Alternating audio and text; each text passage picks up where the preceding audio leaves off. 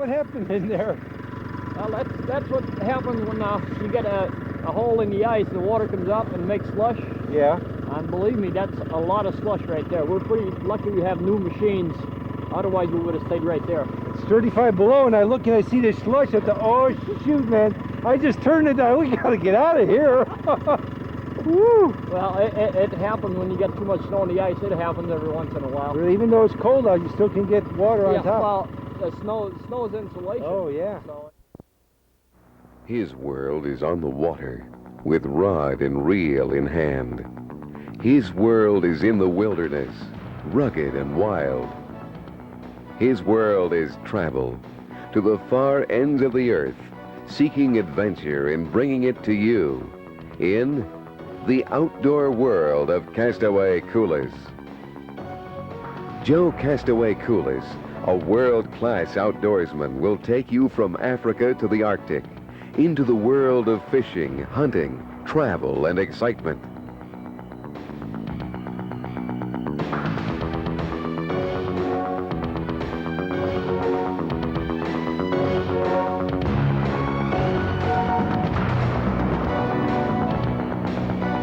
Now you're invited to come along and experience for yourself the outdoor world of Castaway Coulis. This is Quebec. You've seen us here many times in the past, enjoying the superb hunting and fishing opportunities here, but that's always been in the summer, spring, and fall. Now there's snow on the ground, and temperatures are well below zero. So what has brought us here to the little town of Laniel, Quebec? Auberge de Vacances, otherwise known as Mike's Place. Giselle and Mike LeBlanc had invited us to stay with them and sample their Canadian gourmet dining in a friendly, relaxed atmosphere. When the snow falls, the snow machines fill this parking lot, and travelers gather around the warm fire for a few drinks, excellent food, and a cozy room for the night. Fishing brings plenty of sportsmen to Laniel every summer, but now there's a reason to visit here in the cold of winter.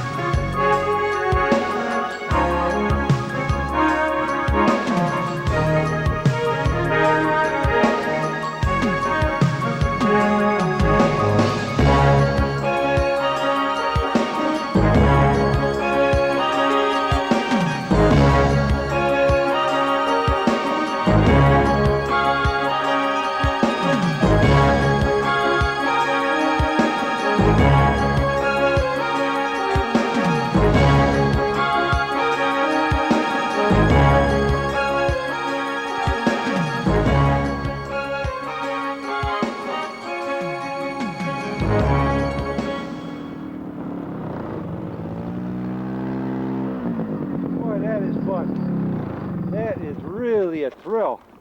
And that snow, I mean, it's just so powdery and you got to lean way in, almost like, I know what you could refer to. I guess, well, sailboat, I guess, but well, you got to really lean into it. You're looking a lot, toward motorcycle, really, when you're riding these, yeah. To make. See, when I was in Alberta hunting, we were on those four-wheel bikes. You had to lean the opposite way so that the wheels would grab. And it's odd when you're going and you want to go, you know, this way, you tend to lean this way, and you got to lean actually the opposite way, which is, I'd never been on one of those before, but I've never been on this before either. And somebody that, you know, they can come and experience this and have never done it before and still really enjoy it. Oh yeah, well, everybody that we've been having that came up with us, most of the people are from overseas. They've never seen snow before. Oh, wow. So that's And they why get along the on equipment, these? equipment, you know, you got to have good equipment. Yeah. And it's got to be safe and stable. But when it's this cold, I can see you got to be able to be a mechanic, because when it's cold, it's got to be rough on equipment. Well, the important part is, like I say, to really keep them tuned up all the time. Yeah. But it's normal if you got 12, 14 machine on a trip, you know, to have a bad plug Sure. that happens Sure. or something breaks. Sure. You got to be able to repair it right away. Yeah. That's the main thing. Yeah. Okay, well, we're going to head back into the woods now, or what are you going to do next? Yeah, we're going to, just not too far right here, we're going back into the woods, and we might check a couple beaver trap after a while. Okay. Good. Well, let's get them started. Okay.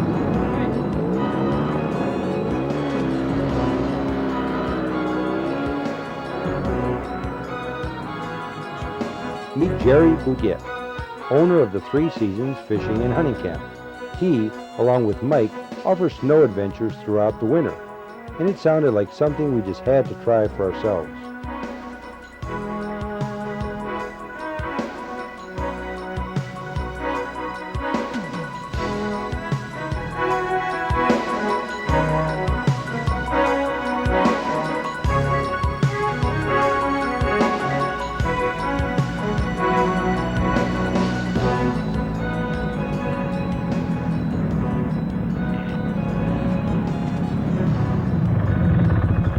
Ooh, that was a neat ride. Got a couple beaver trap right there, might as well check. Oh, okay. Oh, I tell you, that is really fun. How thick would this ice be? Well, right here it's probably about 20 inches right now. 20 inches? But when you get around a beaver hut like this, you got areas that it never freezes. So whenever we come around the first time, we really check good, and then we always go through the same place. Oh, so you stay on your same trail. You like over the wherever the beaver comes out of the hut, Yeah. the heat of their body thaws the ice. Oh. It just keeps it from freezing. Huh. So you got to actually chop the ice to check the trap. Yeah, well, Boy. So we're... I see the branches with a couple, little bit of snow on top keeps it from Okay. freezing. Naturally, when it's cold as last night, the snow does get a little hard. You safe to walk here? Yeah, yeah. As long as you stay within the track, you should be all set.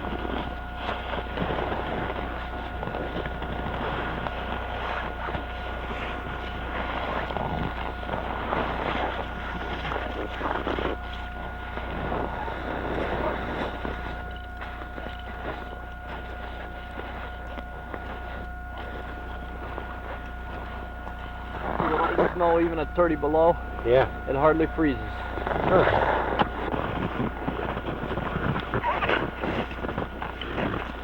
Wow. That cold and that still, because it has no insulation. Yeah. It's really worth a couple minutes to put it on rather than Yeah. chop for half an hour. Yeah. And also, when the water's not too deep, if you don't do that, your trap will freeze, and then you might just hurt the animal rather Yeah. than kill him Yeah, instantly. Huh.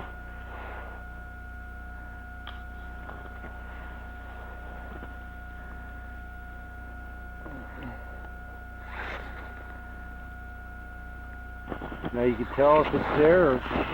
It looks good. There's nothing in there? There is? Yeah, it feels heavy anyway. I don't know if it's a... Is that how you can tell? Yeah, you Wow. can just... It's only a... You feel the kind of Yeah. weight that's in there? Yeah. Yeah. Yeah. When it's a steady pull, a lot of time, a beaver, when they clean their hut, they'll throw some piece of woods out and they'll just Catch snap it. your trap. But now, Oh, yeah, look at that. how about that? Wow. Son of a gun. Geez, that's the way though, don't let the animal suffer. Yeah, that's... I think even if you do that for 20 years, you know, you never think it's funny to see one dead. Yeah. But what we try to do mainly is you never take a hut like this and kill everything that's out of it. Oh. We know that in this hut there's at least 4 like this. Yeah. And 2 adults. Yeah. If we're lucky to catch a couple, 3 small ones like that, then we'll just pull our trap right out. Oh. So you don't deplete it. When we got this trapping ground, which it's been quite a few years now, but there was about 15 huts on the trapping ground. Uh-huh. Now we have 100. So it makes. So it just shows you by good management, there's actually more beavers now than there were then. Oh yeah, a lot more. We got part of a trapping ground one time that the man that owned it, he never trapped it. Oh. And we caught a couple beaver on there, but most of the lakes were trees were all gone from around. It wasn't any food left, and the beaver we caught were all cut up and beat up and. Wow. That is the most humane way of doing it. Well, it here is set in one of the channel where they come out. So you have to know about that in the summer. No, that comes. You find that out, like I was telling you when we came in. Yeah. You know, it gets placed around the beaver hut, but there's no ice. Oh. Well, when we came here, that place right there, we just the axe went right through it. Oh, okay. And right here, there was maybe 8 inches of ice. Oh, so you knew you didn't have to stock this in fall or something to know. No. You just look where the water is, or the ice is thin. Right. Basically. And then you just set it down because he moves through there. Right. Now, how deep is the water here? Well, right here, the water's only maybe about 2 feet. Oh, okay. A couple of feet deep. But okay. you can have an area where the water's 10, 12 feet deep. Yeah. But the beaver comes out of its hut. Yeah. And it comes right up to the ice. Okay. And they use the same channels all the time. Okay. Huh. And now, 99% of the chance, after we caught this small one out of that hole, we won't catch a big one from that hole. No. Because it's normal. The big one are a little bit smarter. They live longer. Yeah.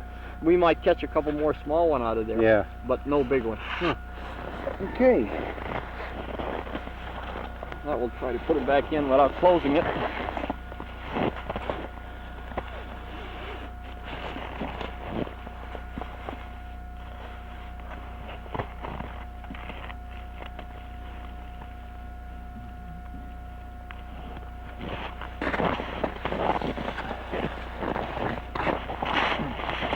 Now that stick right there, the hole was a little bit too wide. So to narrow its passage, I just put another branch. Now the only thing we got to do is cover it up.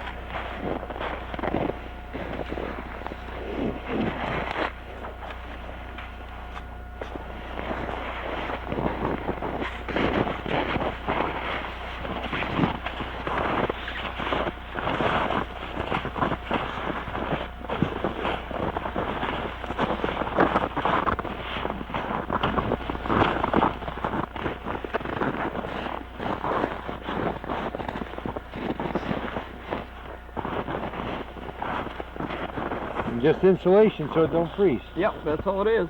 Wow. And it takes very little too to do it. Yeah. You see there's another one there? Yep.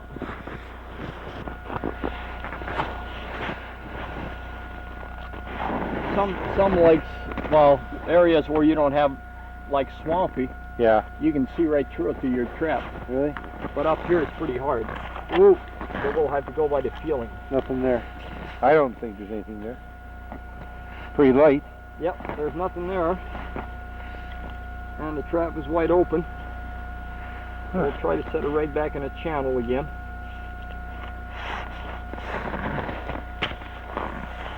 Luckily, we don't catch one in every trap, otherwise the season wouldn't last too long.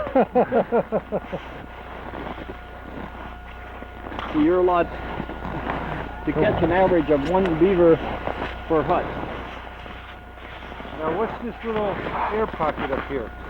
That's what we call that, a chimney.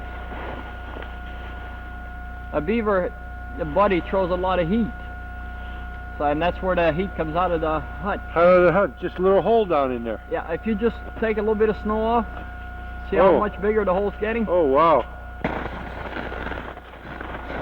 Well, the sun's starting to go down a little bit, huh? Yeah, but I think if we go make our fire, a small fire right there, we could have lunch right there today. Okay. Nice place. Yeah, take the bikes over. Mm-hmm. Okay.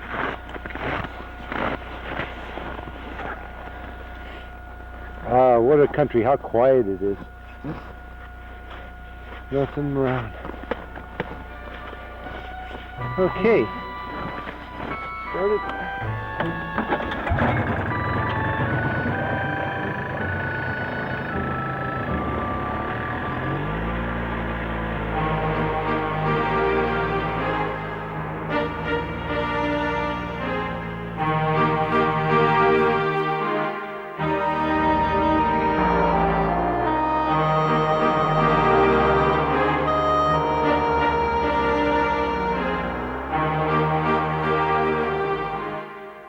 It's not long before Jerry had a nice fire going, heating up soup and tea, and something I've never tried before.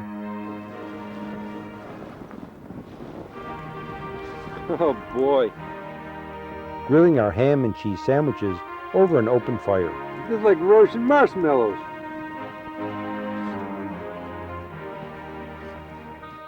Fire is a lot more important for the toast than it is for the soup.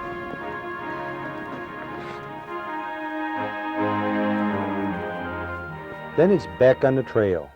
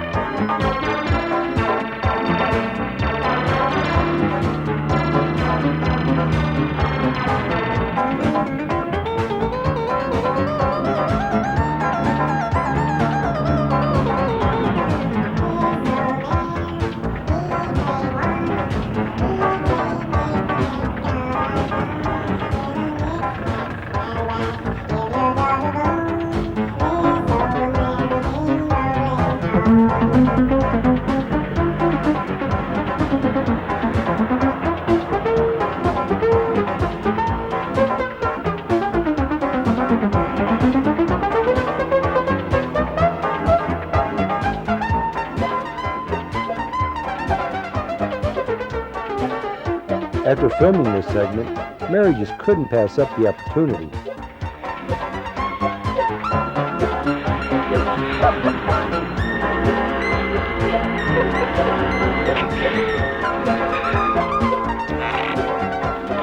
I was airborne there for a minute.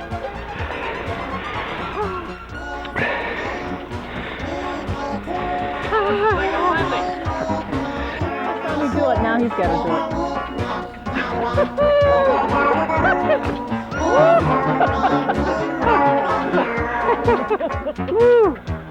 My foot hit a log.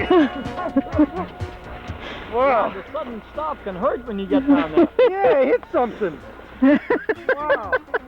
Isn't that fun? Whew. Man, you really fly. Yeah. Woo.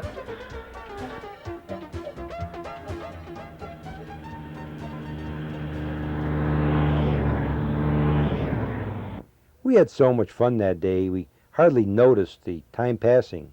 As the sun set, it was time for us to settle in for the night. Next morning, I was anxious to get back out on that snow. Yeah. This. Maybe this.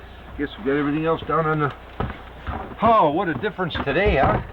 Yeah, a little Boy. bit overcast, but much warmer It's not though. sunny, but yesterday, what, it was 30, 35 below? Yeah, yesterday morning 35 below, and now it's about, and the Fahrenheit, that's about 20. So. Oh, boy, that's a big difference. Well, it'll be a little bit more comfortable today, huh? But I got my... Machine don't like it as much, but we do. Okay, well, I'm ready. Will we take off?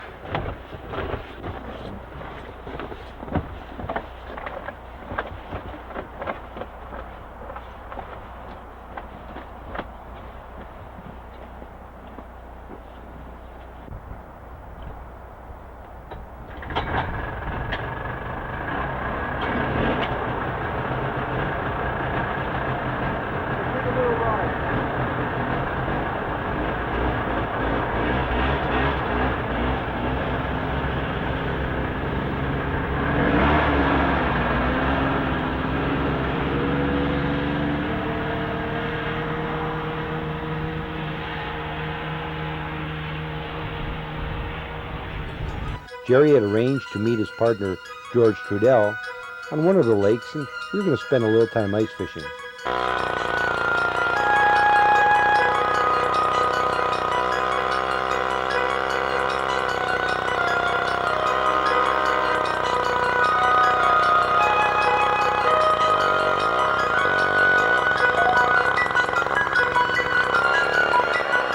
That's the easy way to do it, huh? It sure is. Wow. It beats the old chainsaw axe anytime. Yeah.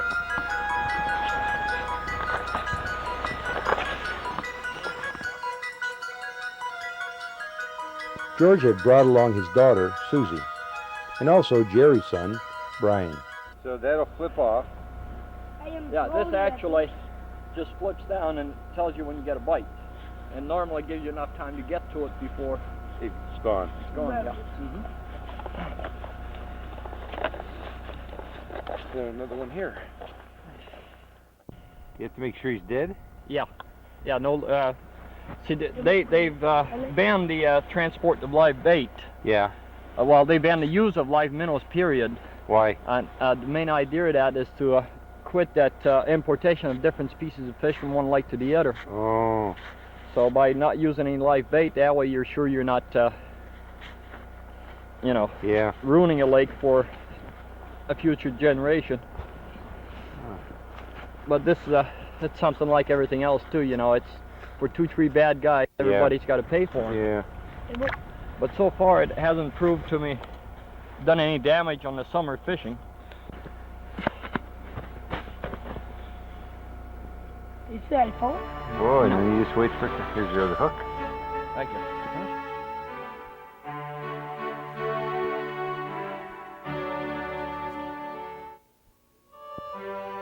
Now it's sit and wait. There you go, there you go.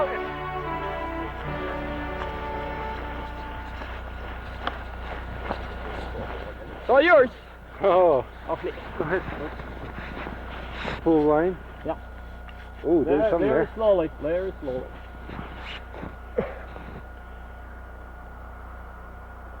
This is light line. Yeah. Got to give him a chance every once in a while. Here he is. Oh, he ain't a big one, but look at this. We got a fish. How about that? Wow. Well, it's the first one Yeah. anyway. Cold water like that, this kind of temperature, they get pretty stiff, don't they? Yeah. Well, as a start, huh? Well, first one. Well, let him go back in. There he goes. Doesn't take too long, he'll be right back in shape. Yeah. Good. Rebait that? Yep. Well, got line everywhere here. So today's comfortable. Boy, yesterday this has been too cold. This sun's starting to come out now. It's really going to get nice. Well, now we got to wait. Maybe let's go have some tea. How's that sound? That sounds real good to me. Okay. How about a sandwich with it? Yeah, we can toast. I cut some branches. We'll cut a couple more. Well, you're the toaster maker today, so we'll see what kind of job you do at it. Okay.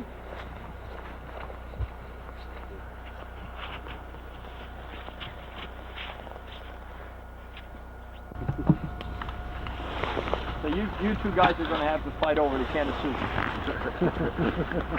But he's smaller than you are. You got chances.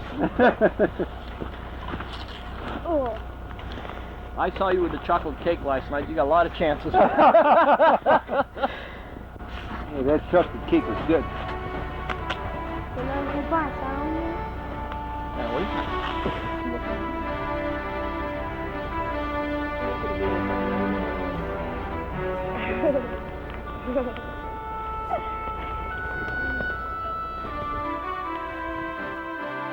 What a great time we had. It's something available to everyone, whether you're 8 or 80. And I highly recommend this trip, with or without your own snowmobile.